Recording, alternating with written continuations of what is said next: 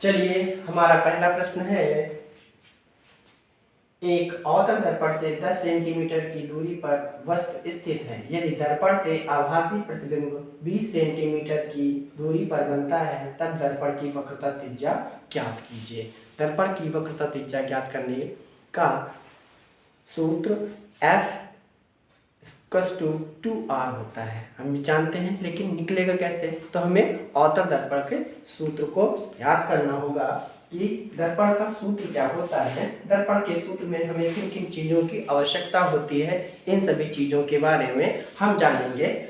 जबकि हमें दे रखा है अवतल दर्पण से 10 सेंटीमीटर की दूरी पर वस्तु स्थित है। वस्तु की दूरी दे रखी है। सबसे पहले वस्तु की दूरी लिखेंगे, जिसे किससे प्रदर्शित करते हैं? u से। वस्तु की दूरी u = ये हो गया -10 सेंटीमीटर। फिर यदि दर्पण से आभासी प्रतिबिंब 20 सेंटीमीटर की दूरी पर बनता है, प्रतिबिंब की दूरी, ये यहाँ पे इंटरेस्टिंग टॉपिक था, बहुत ही इंपॉर्टेंट पॉइंट बोल दिया है।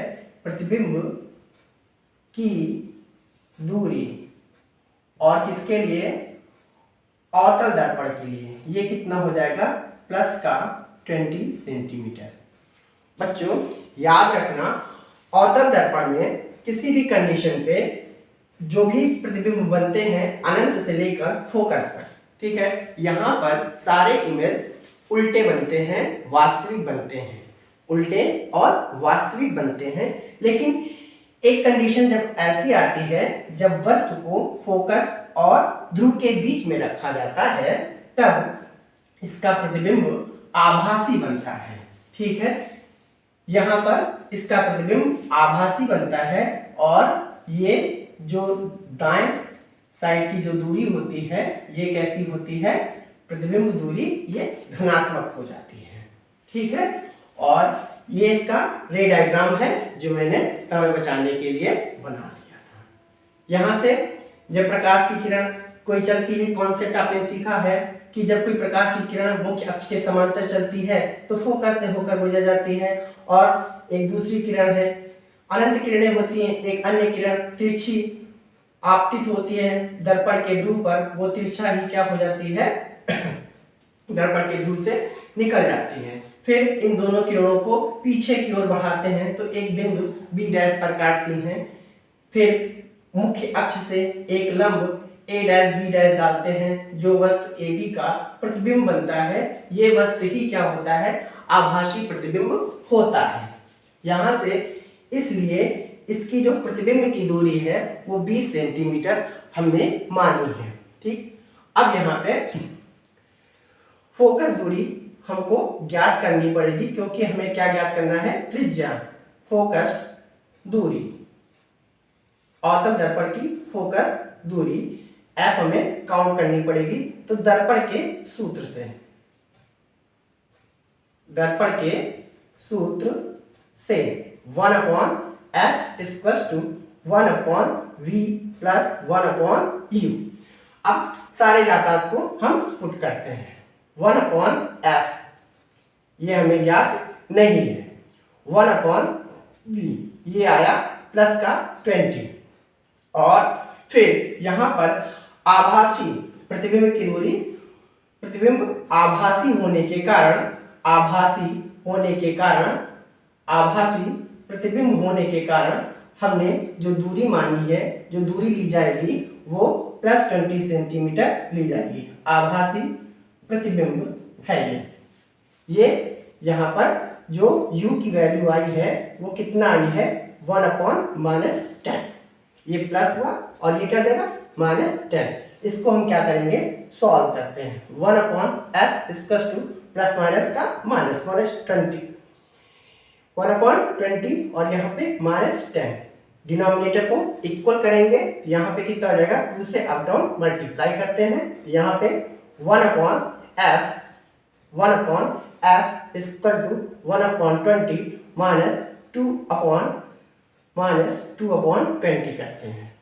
एक साथ में हमारे डिनोमिनेटर्स इक्वल हो गए, तो यहाँ पे 1 - 2, 1/F = माइनस 1 में से -2 गया, -1/20, या फिर लिख सकते हैं, या फिर F -20 सेंटीमीटर।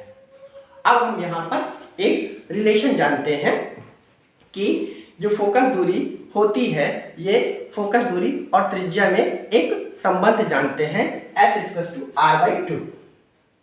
परंतु हम जानते हैं एक रिलेशन क्या जानते हैं, परंतु F कितना होता है, r/2। जो फोकस दूरी होती है वो वक्रता त्रिज्या की आधी होती है, और यही हमको ज्ञात करना है। तो अवतल दर्पण की वक्रता त्रिज्या, अवतल दर्पण की वक्रता त्रिज्या r ये हो जाता है 2f। r बराबर कितना आ जाता है, 2f की वैल्यू है -20, तो r कितना आ जाएगा, -40 सेंटीमीटर। r -40 centimetre. हमें उम्मीद है आपको समझ में आया होगा। धन्यवाद। चलिए अगले प्रश्न की ओर चलते हैं। जो प्रश्न संख्या 2 है, कह रहा है कि 15 सेंटीमीटर फोकस दूरी वाले एक अवतल दर्पण से कितनी दूरी पर एक वस्तु रखी जाए कि उसका 5 गुना बड़ा वास्तविक प्रतिबिंब बने, प्रतिबिंब की स्थिति विज्ञात कीजिए। ऐसी स्थिति में यहाँ पे 5 गुना बड़ा प्रतिबिंब बनने की बात कर रहा है। तो 5 गुना बड़ा प्रतिबिंब, ये आवर्धन दिया है दर्पण का, आवर्धन को m से हम लोग डिनोट करते हैं, जो मैग्निफिकेशन इसको बोला जाता है। आवर्धन दर्पण के लिए जो आवर्धन m होता है वो होता है प्रतिबिंब की दूरी तथा वस्तु की दूरी के अनुपात को आवर्धन कहते हैं। दर्पण का आवर्धन कहते हैं। यहाँ पे आवर्धन माइनस साइन के साथ में प्रतिबिंब की दूरी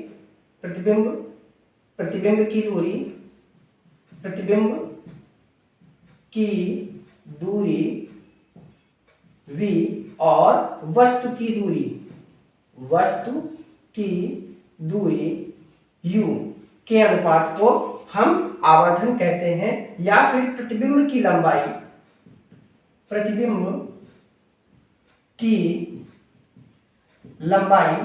I और वस्तु की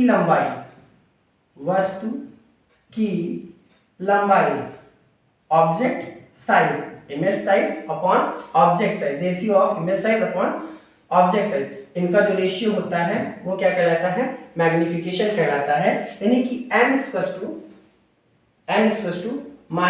-v अपॉन u दर्पण के लिए हो जाता है I upon o। I means image प्रतिबिंब, o फॉर ऑब्जेक्ट वस्तु की लंबाई। अब यहाँ पे अगर m धनात्मक है तो प्रतिबिंब आभासी होता है। यहाँ पे 4-5 पॉइंट है, इनको एक तरफ से समझ लेंगे तब फिर हम क्वेश्चन को आसानी से लगा लेते हैं। अगर यदि m धनात्मक है तो प्रतिबिंब आभासी होता है। कैसा होता है, आभासी होता है। और फिर यदि m ऋणात्मक है तो प्रतिबिंब हमारा कैसा होगा, वास्तविक होगा, जिसको हम लोग स्क्रीन पर प्राप्त कर सकते हैं, और आभासी प्रतिबिंब को हम लोग स्क्रीन पर प्राप्त नहीं कर सकते। ठीक है, आभासी प्रतिबिंब पर्दे पर प्राप्त नहीं किए जा सकते और वास्तविक प्रतिबिंब पर्दे पर प्राप्त किए जाते हैं। तो प्रतिबिंब कैसा होगा, वास्तविक होता है। तो अब हमारे पास में उत्तल दर्पण है और अवतल दर्पण है। अवतल दर्पण में आभासी प्रतिबिंब भी बनता है और वास्तविक प्रतिबिंब भी बनता है, याद रख लें। तो अवतल दर्पण के लिए अवतल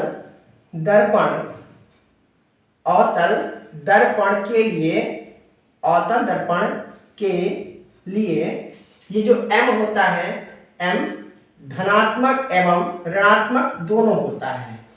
अवतल दर्पण के लिए m धनात्मक एवं ऋणात्मक दोनों होता है। ठीक है, कब होगा? अगर धनात्मक है तो प्रतिबिंब कैसा होगा?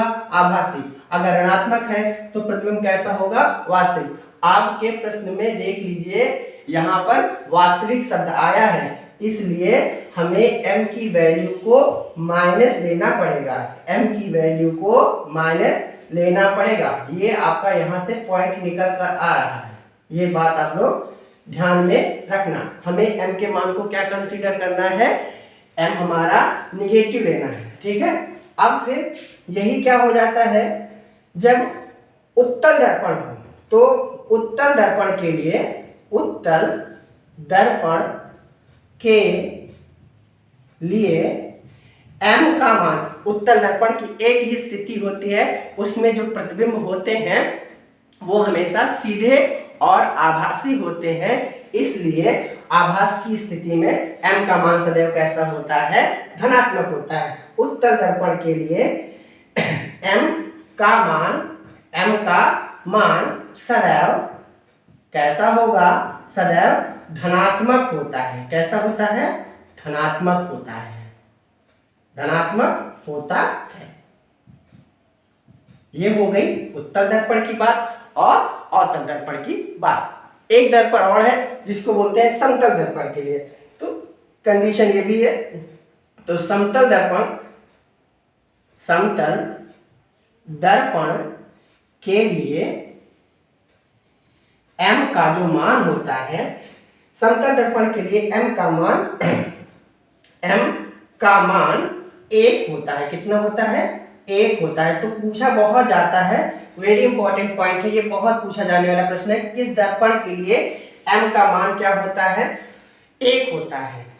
तो समतल दर्पण के लिए रेखीय आवर्धन कितना होता है? 1 होता है। क्यों होता है? क्योंकि जो यहाँ पर जो प्रतिबिंब हमारा बनता है, वस्तु की लंबाई के बराबर प्रतिबिंब की लंबाई हमारी बनती है। ठीक है, वस्तु की जितना बड़ा वस्तु होगा उतनी ही बड़ी क्या होती है? उतनी बड़ी उसकी इमेज बनती है। यानी कि वस्तु की लंबाई, क्यों ऐसा होता है? प्रतिबिंब वस्तु की लंबाई बराबर होती है किसके? प्रतिबिंब की लंबाई के बराबर होती है। प्रतिबिंब की लंबाई, तो दोनों ही साइड रखोगे तो कट के कितना आ जाएगा? 1 आ जाता है। इसलिए हमेशा समतल दर्पण के लिए m का मान कितना होता है? 1 होता है। ठीक है, और एक बात ये भी ध्यान रखना कि आभासी प्रतिबिंब सदैव सीधे बनते हैं। आभासी प्रतिबिंब सदैव सीधे बनते हैं। आभासी प्रतिबिंब सदैव सीधे बनते हैं। सीधे बनते हैं। ठीक है, और वास्तविक प्रतिबिंब सदैव उल्टे बनते हैं। अब यहाँ पे हम लोग आपके प्रश्नों को लगाना स्टार्ट करते हैं ऊपर दी गई इंफॉर्मेशन के अकॉर्डिंग। हमें अपने प्रश्नों को इसी में सजाना है और आप ध्यान से देखिए क्या दी गई है। फोकस दूरी। फोकस दूरी को किससे डिनोट करते हैं? F से। फोकस दूरी, फोकस दूरी, ये हमारी फोकस दूरी हो गई F। F इक्वल टू कितना? 15 सेंटीमीटर। F इक्वल टू कितना है? 15 सेंटीमीटर। अवतल दर्पण है तो अवतल दर्पण के लिए फोकस दूरी क्या हो जाएगी? ये हो जाती है माइनस साइन के साथ में। फिर इसका 5 गुना बड़ा वास्तविक प्रतिबिंब बनता है। तो पॉइंट्स पे आ जाओ। मैंने कहा कि आपका जो प्रतिबिंब बन रहा है वास्तविक बन रहा है, तो ये क्या हो जाता है? वास्तविक के धनात्मक एवं ऋणात्मक दोनों होते हैं, और यहाँ पर वास्तविक की स्थिति में क्या हो जाता है? वास्तविक की स्थिति में ये कैसा हो जाता है? m ऋणात्मक हो जाता है। ठीक है, m ऋणात्मक होता है तो प्रतिबिंब वास्तविक होता है। m ऋणात्मक होता है तो प्रतिबिंब वास्तविक होता है। ठीक है, वास्तविकता की बात कर रहा है यहाँ पे, वास्तविकता की बात कर रहा है। तो आवर्धन इसका दिया है, आवर्धन बच्चा कितना दिया है, आवर्धन m बराबर कितना दिया है, ये m इक्वल टू कितना है 5 है, कितना है 5। कैसे साइन के साथ में, ये माइनस साइन के साथ में, माइनस साइन के साथ में हम इसको देखते हैं। तो यहाँ पे इस वस्तु का 5 गुना, यानी कि m की वैल्यू यहाँ पे कितना हो जाएगा, ये 5 गुना आवर्धन है, यहाँ पे इसको माइनस साइन के साथ में लेते हैं। -15 सेंटीमीटर आवर्धन m इक्वल टू -5 सेंटीमीटर। अब इसके बाद में हमें आवर्धन का सूत्र लगाना है। आवर्धन m इक्वल टू -v/u, आवर्धन m इक्वल टू -v/u रखेंगे। अब यहाँ पे v की वैल्यू हमें नहीं पता है, अब u की वैल्यू हम यहाँ पे देखते हैं एक बार फिर से। यहाँ पे m की वैल्यू कितनी है, -5 है, और v की वैल्यू कितनी है, यहाँ पे v की वैल्यू भी नहीं पता है, अच्छा u की वैल्यू भी नहीं पता है, तो माइनस माइनस क्या हो गया, कट गया, ठीक है। अब यहाँ पे यानी v बराबर क्या हो गया, प्रतिबिंब दूरी बराबर कितना हो जाएगा, 5u हो गया, 5u प्रतिबिंब दूरी। अब दर्पण के सूत्र से अब क्या करना है, दर्पण के सूत्र में रख दीजिए इसको, दर्पण के सूत्र से 1/f equal to 1/v plus 1/u, 1/f equal to 1/v plus 1/u। ये हमने इरेज इसलिए नहीं किया है कि एक साथ आप सारे पॉइंट्स को लिख सके और अच्छे से अच्छे क्वेश्चन को भी ट्राई कर सकें, ठीक है। हम अच्छे कंटेंट को भी प्रोवाइड करते रहेंगे। हम आगे देखते हैं 1/f, f की वैल्यू कितना है, -15 इक्वल टू 1/v की वैल्यू कितनी है, 5u सॉरी, और यहाँ पे +6 और ये u, यहाँ पे डिनोमिनेटर को इक्वल करना है, यहाँ पे 5 से मल्टीप्लाई कर दीजिए, यहाँ पे 1/-15, यहाँ पे 5u हो जाएगा, और 1 + 5 कितना हो गया, 6, यहाँ पे 6/5u हो गया 5, और ये कितना हो जाएगा u 1/15।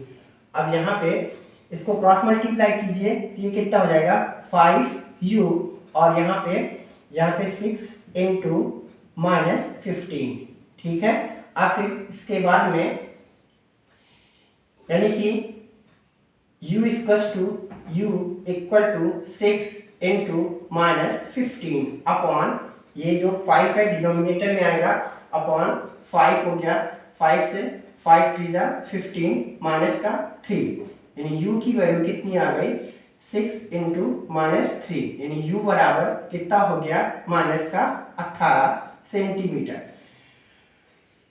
अब यहाँ पे इसका 5 गुना बड़ा प्रतिबिंब बन रहा है, ये हो जाएगी वस्तु की दूरी और प्रतिबिंब की दूरी। अब यहाँ पे प्रतिबिंब की स्थिति बताने के लिए प्रतिबिंब की स्थिति यानी प्रतिबिंब दूरी हमको बताना है, प्रतिबिंब की दूरी v = कितना दे रखा है, 5u, और u का मान कितना दे रहा है, 5u दे रखा है। अब यहाँ पे v = 5 और u का मान हम लोगों ने कितना निकाला है, u का मान निकाला है -18, यानी 5 × -18, तो यहाँ पे v बराबर कितना हो जाएगा, 18×5 90, ठीक है। 90 सेंटीमीटर दूरी पर ये 5 गुना बड़ा प्रतिबिंब वास्तविक बनेगा, ठीक है।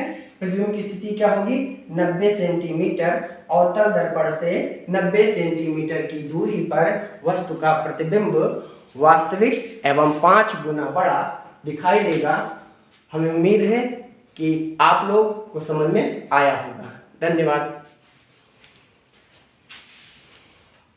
हमारा तीसरा प्रश्न है कि 20 सेंटीमीटर की फोकस दूरी के अवतल दर्पण के सामने लेंस से 30 सेंटीमीटर दूरी रखी वस्तु के प्रतिबिंब की स्थिति ज्ञात कीजिए। प्रतिबिंब की स्थिति को ज्ञात करना है, यानी कि v का मान हमें ज्ञात करना है। और डाटा क्या दिया गया है, डाटा दिया गया है दर्पण की फोकस दूरी, और दर्पण कैसा है, अवतल दर्पण। अवतल दर्पण के लिए पहले अवतल दर्पण की फोकस दूरी, अवतल दर्पण की फोकस दूरी, अवतल दर्पण की फोकस जो दूरी होती है वो कैसी होती है, ये ऋणात्मक होती है। आभासी स्थिति में केवल प्रतिबिंब की दूरी क्या हो जाती है, वो धनात्मक होती है, जैसा हम लोगों ने प्रश्न 2 में डिस्कस किया है। ठीक है, बाकी समस्त दूरियां क्या होंगी, अगर वास्तविक है तो समस्त दूरियां ऋणात्मक होंगी। अवतल दर्पण की फोकस दूरी ये f माइनस का 20 सेंटीमीटर।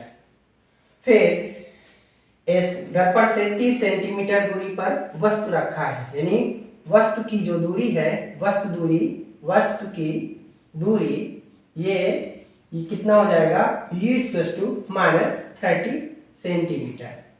फिर क्या पूछा है, हमें प्रतिबिंब जो बनेगा, इस प्रतिबिंब की स्थिति क्या होगी, प्रतिबिंब की दूरी क्या होगी, प्रतिबिंब की दूरी v बराबर ये हमको बताना है। तो दर्पण के सूत्र से ये क्या होता है, 1/f = 1/v + 1/u। अब यहाँ पे हम ऊपर वाला डाटा रख देंगे। 1/f की वैल्यू कितनी है, -20। फिर 1/v ज्ञात करना है और 1/u कितना है, +1/-30 प्लस माइनस का माइनस -1/20। यहाँ पे v और यहाँ पे -1/30, माइनस को पक्षांतर किया, ट्रांसफर साइन क्या हो गए, चेंज हो गए, तो -1/20 प्लस 1/30। अब इसका कितना हो गया, 1/v। यहाँ पे 20 और 30 का जो एलसीएम होता है वो 60 होता है, तो यहाँ पे 2 से मल्टीप्लाई ऊपर नीचे, यहाँ पर 3 से मल्टीप्लाई ऊपर नीचे कर सकते हैं। फिर ऐसा हर बराबर करने के लिए किया गया। 1/v कितना हो गया, ये हो गया 60, और यहाँ पे -3 और यहाँ पे +2, -3 में से +2 गया तो कितना बचा, -1/60, -1 बचा अपॉन में 60, 1/v, यानी v बराबर कितना हो गया, v गया 1 से मल्टीप्लाई, ये आपस में मल्टीप्लाई, फिर इंटरचेंज कर दिया, v/1 ये 60/1, यानी कि v की वैल्यू कितनी हो गई, 60 सेंटीमीटर। ये हो गई प्रतिबिंब की स्थिति, यानी प्रतिबिंब दूरी हमारी कितनी हो गई, ये हो गई प्रतिबिंब दूरी कितनी हो गई, अर्थात अवतल दर्पण से 60 सेंटीमीटर दूरी पर जो वस्तु का प्रतिबिंब वास्तविक बनेगा। ठीक है, ये प्रतिबिंब कैसा होगा, वास्तविक होगा, और कैसा होगा, उल्टा होगा। अवतल दर्पण से 60 सेंटीमीटर की दूरी पर प्रतिबिंब वास्तविक एवं उल्टा प्राप्त होगा। ये था इस प्रश्न का जवाब। अब हम लोग थोड़ा समझते हैं कि जो अवतल दर्पण हमें मिल गया है, अवतल दर्पण का उपयोग कहाँ कहाँ पे होता है, एक शॉर्ट ग्लांस में हम लोग देख लेते हैं इनका उपयोग कहाँ कहाँ पे होता है। अवतल दर्पण यहाँ पे जिसकी बाहरी सतह क्या होती है, पॉलिश्ड होती है, और आंतरिक सतह क्या होती है, चमकदार होती है।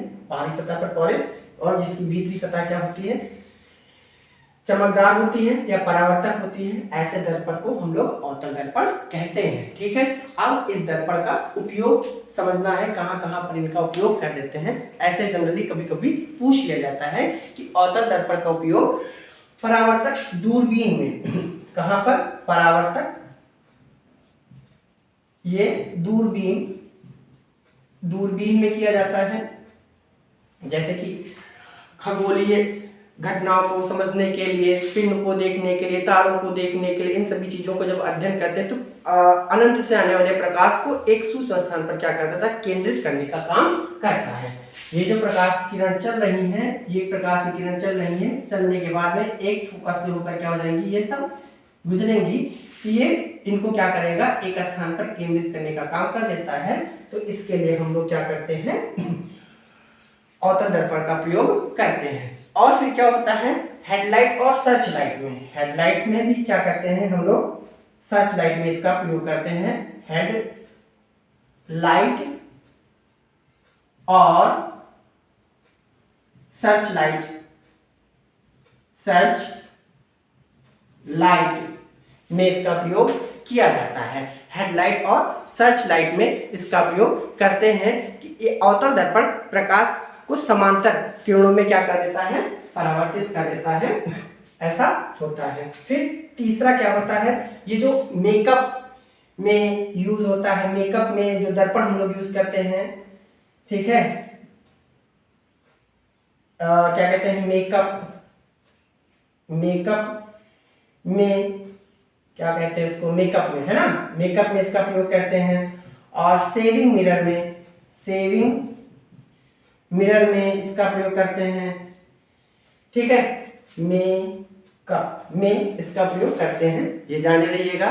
और फिर चिकित्सा के क्षेत्र में इसका प्रयोग किया जाता है। चिकित्सा के क्षेत्र में जो डेंटिस्ट होते हैं, दांतों को जब, यहाँ पे ऐसा इसलिए होता है कि जब वस्तु एक लास्ट वाली 6 कंडीशन को याद करिएगा, जब वस्तु फोकस और ध्रुव के बीच में रखी जाती है तो इसका प्रतिबिंब आभासी और सीधा, और जैसे ही इसको प्रतिबिंब को जैसे पास में लेके आते हैं तो आभासी बनता है, दर्पण के पीछे बनता है, देखिए ये आभासी और सीधा बड़ा बनता है, इस वजह से हम इसको प्रयोग में लाते हैं, ठीक है, सेविंग मिरर के रूप में, ठीक है। और चिकित्सा के क्षेत्र में, चिकित्सक, दंत चिकित्सक जैसे हो गया, दंत चिकित्सक, ठीक है, दंत चिकित्सक इसका प्रयोग करते हैं, चिकित्सा के क्षेत्र में प्रयोग किया जाता है। और फिर क्या होता है, सौर कुकर, सौर कुकर, सौर कुकर, सौर कुकर क्या होता है, सौर कुकर ये भी प्रकाश की किरणों को क्या करता है, अनंत से एब्जॉर्ब करता है, फिर रिफ्लेक्ट करके एक पॉइंट पे कंसंट्रेट कर देता है, जिससे खाना हमारा क्या हो जाता है, जल्दी बन जाता है, ठीक है। और फिर सर्च लाइट में, ठीक है, सर्च लाइट में, सर्च लाइट तो हो गया है, सर्च लाइट। और फिर यहाँ पे रडार और दूरबीन में भी इसका प्रयोग कर देते हैं। रडार हो गया, रडार और दूरबीन, रडार और दूरबीन में, रडार और दूरबीन में इसका प्रयोग किया जाता है, रडार और दूरबीन में भी इसका प्रयोग करते हैं। दी गई जानकारियां आपको अच्छी लग रही हैं और आप इसको जरूर देखिए और हो सके तो बार बार रिवीजन करते रहिए। धन्यवाद। चलिए बच्चों, अगला प्रश्न लेके आते हैं। चौथा नंबर प्रश्न है, जो एक उत्तल दर्पण की फोकस दूरी 10 सेंटीमीटर है, इसके द्वारा किसी वस्तु का प्रतिबिंब अधिक से अधिक कितनी दूरी पर बनाया जा सकता है। ये प्रश्न है जो बता रहा है कि उत्तल दर्पण की फोकस दूरी कितनी दूरी है, 10 सेंटीमीटर है, और इसके द्वारा किसी वस्तु का प्रतिबिंब की बात कर रहा है, अधिक से अधिक कितनी दूरी पर बनाया जा सकता है। तो उत्तल दर्पण की फोकस दूरी हम लिखेंगे, उत्तल दर्पण की फोकस दूरी, उत्तल दर्पण की फोकस दूरी, ये क्या हो जाती है, ये फोकस दूरी पॉजिटिव होती है, वो f कितना है, यहाँ पर ये +10 हो जाएगा, 10 सेंटीमीटर। अधिक से अधिक दूरी पर प्रतिबिंब बनाना है, तो प्रतिबिंब की स्थिति हमें क्या करनी है, ज्ञात करनी है। प्रतिबिंब की दूरी v हमें पता नहीं है, वस्तु की दूरी, वस्तु की दूरी ये हमें क्या है, ध्यान देना है u। वस्तु की दूरी जो होती है वो दो प्रकार से होती है। एक वस्तु क्या हो, और उत्तल दर्पण से, उत्तल दर्पण ये हो गया जिसकी अंदर की सतह क्या होती है, पॉलिश, और बाहर की सतह कैसी होती है, चमकदार होती है। ऐसे दर्पण को क्या कहते हैं, उत्तल दर्पण कहते हैं। वस्तु क्या होती है, अनंत पर होती है, और दूसरी स्थिति क्या है, अनंत और P यानी ध्रुव के मध्य क्या हो, वस्तु रखी होती है। ये पहली कंडीशन है, ये दूसरी कंडीशन है। दो ही स्थितियों में वस्तु को रखा जाएगा। तो वस्तु की दूरी क्या होगी, कहीं पर भी रखी हो तो हम उस वस्तु की दूरी को कितना मानते हैं, अनंत मान लेते हैं, यानी कि अनंत पर, इनफाइनाइट पर हमारी वस्तु रखी है। अब जो फार्मूला अवतल दर्पण का होता है वही फार्मूला उत्तल दर्पण का होता है। तो उत्तल दर्पण के सूत्र से, उत्तल दर्पण के सूत्र से 1/f = 1/v + 1/u। यहाँ पे f की वैल्यू फोकस इधर होता है, तो ये क्या कैसा हो जाता है, पॉजिटिव यहाँ पे राइट साइड में। तो यहाँ पे 1/10, फिर ये हमें ज्ञात करना है, प्लस 1/∞। वस्तु कहाँ पे रखा है, इनफाइनाइट पे रखा है, इस वजह से ये कैसा हो जाता है, ये हो जाता है इनफाइनाइट, 1/∞। हम जानते हैं कि 1/∞, ये आप लोग याद कर लेना, 1/∞ की वैल्यू कितनी होती है, 0। 1/∞ कितना होता है, 0। ठीक है, तो 1/10 = कितना हो जाएगा, 1/v, यानी v = कितना हो जाएगा, 10 सेंटीमीटर। अर्थात ऐसा उत्तल दर्पण जिसकी फोकस दूरी 10 सेंटीमीटर है, ऐसा उत्तल दर्पण जिसकी फोकस दूरी कितनी है, 10 सेंटीमीटर है, उसके द्वारा जो प्रतिबिंब बनेगा उसकी दूरी कितनी होगी, 10 सेंटीमीटर होगी। ठीक है, कितनी दूरी होगी, इस उत्तल दर्पण द्वारा जो जिसकी फोकस दूरी 10 सेंटीमीटर है, इसके द्वारा बना प्रतिबिंब 10 सेंटीमीटर पर होगा। प्रतिबिंब 10 सेंटीमीटर की दूरी पर बनेगा। प्रतिबिंब 10 सेंटीमीटर की दूरी पर बनेगा। फिर हम लोग आगे बात करते हैं। यहाँ पर जैसे क्वेश्चन नंबर 3 में हम लोगों ने अवतल दर्पण के उपयोग को सीखा है, ऐसे ही यहाँ पर एक शॉर्ट रिवीजन के रूप में हमें उत्तल दर्पण के उपयोग को भी सीखना है। एक छोटा सा है कि कहाँ पर ये बहुत पूछ लिया जाता है कि उत्तल दर्पण का प्रयोग कहाँ पर होता है। तो उत्तल दर्पण का प्रयोग हमें जो वाहन होते हैं, जो उनका जो साइड मिरर होता है, पीछे जो यहाँ पे जो साइड में लगा होता है उसको रेयर व्यू मिरर बोलते हैं, तो वहां पर उत्तल दर्पण का प्रयोग किया जाता है। उत्तल दर्पण से एक बहुत बड़े क्षेत्र को हम लोग एक छोटे स्थान में देख सकें, कि बहुत बड़ा क्षेत्र हमको एक छोटे स्थान पे केंद्रित दिखाई दे। ठीक है, तो इसलिए इसका हम प्रयोग करते हैं। ये बड़ी बड़ी वस्तुओं का प्रतिबिंब बहुत सूक्ष्म बनाता है, इस वजह से इसका प्रयोग करते हैं। तो वाहन के साइड और रेयर व्यू में इसका उपयोग करते हैं। वाहन के साइड व्यू में, साइड व्यू यानी देखने के लिए में इसका उपयोग किया जाता है। ये पहला उपयोग हो गया। फिर इसके बाद में हमें सुरक्षा निगरानी करने के लिए, सिक्योरिटी पर्पस से भी हम इस दर्पण का प्रयोग करते हैं। जैसे कि है सीसीटीवी कैमरा, इसी के बेस कॉन्सेप्ट पे बेस होते हैं, यहाँ पे इसमें यूज होता है। तो सुरक्षा और निगरानी के लिए जो सीसीटीवी कैमरे में जो हमारा उत्तल दर्पण का प्रयोग होता है, सुरक्षा और निगरानी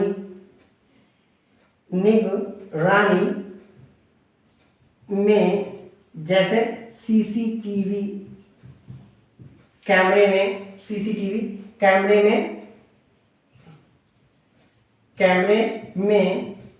ये उत्तल दर्पण का प्रयोग किया जाता है कि बहुत बड़े जोन को हम लोग एक छोटे से क्या करते हैं, देख सकें। ठीक है, और जो लाइट के रिफ्लेक्टर्स होते हैं प्रकाश को, ठीक है, उनमें भी क्या किया जाता है, लाइट रिफ्लेक्टर